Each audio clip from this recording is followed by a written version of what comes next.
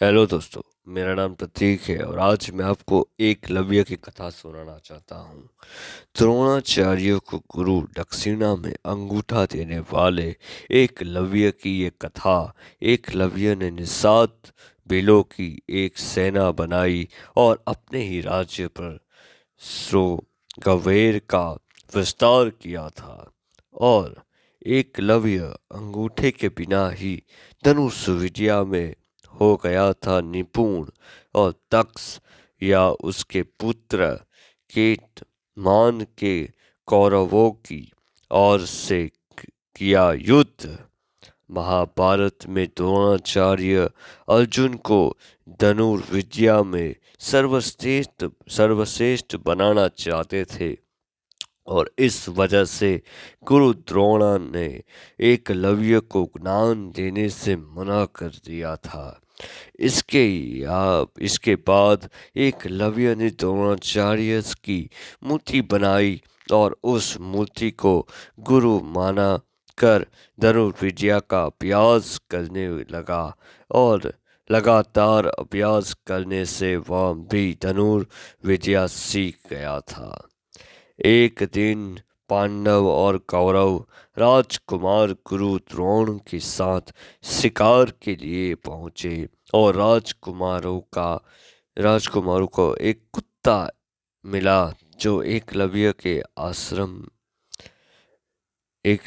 आश्रम में जा पहुंचा और भौंकने लगा। और कुत्ते के भौंकने से एकलव्य को अभ्यास करने में परेशानी हो रही थी और तब उसने बाणों से कुत्ते का मुंह बंद कर दिया। और एकलव्य ने इतनी कुशलता से बाण चलाए थे कि कुत्ते को बाण से किसी प्रकार की चोट भी नहीं लगी थी।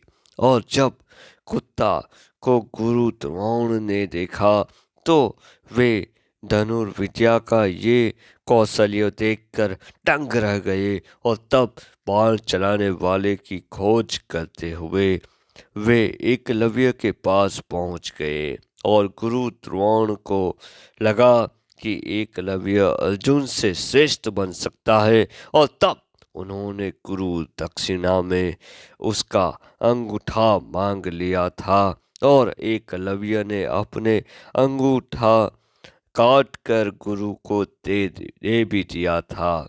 अंगूठे के बिना भी वो एकलव्य धनुर्विद्या में दक्ष हो गया था कि एकलव्य हिरण्यधनु नाम की निषाद का पुत्र था और उसके पिता श्रृंगवेर राज्य के राजा थे। और उनकी मृत्यु के बाद एकलव्य राजा बन गया था और उसने निषाद भीलों की सेना बनाई और अपने ही राज्य का विस्तार किया। और एक प्रचलित कथा के अनुसार एकलव्य श्री कृष्ण को शत्रु मानने वाले जरासंध के साथ मित्र बन गया था।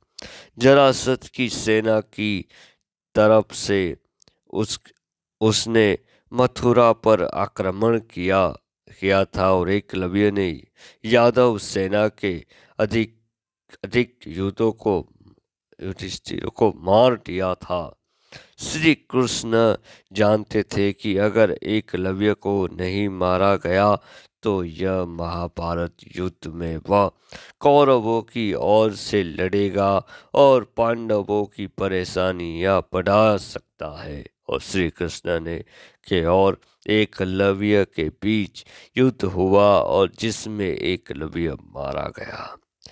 एकलव्य के बाद उसका पुत्र केतुमान राजा बना और महाभारत के युद्ध में केतुमान कौरवों की सेना की ओर से पांडवों से लड़ा था और इसके बंध भीम ने किया था उसका वध भीम ने किया था।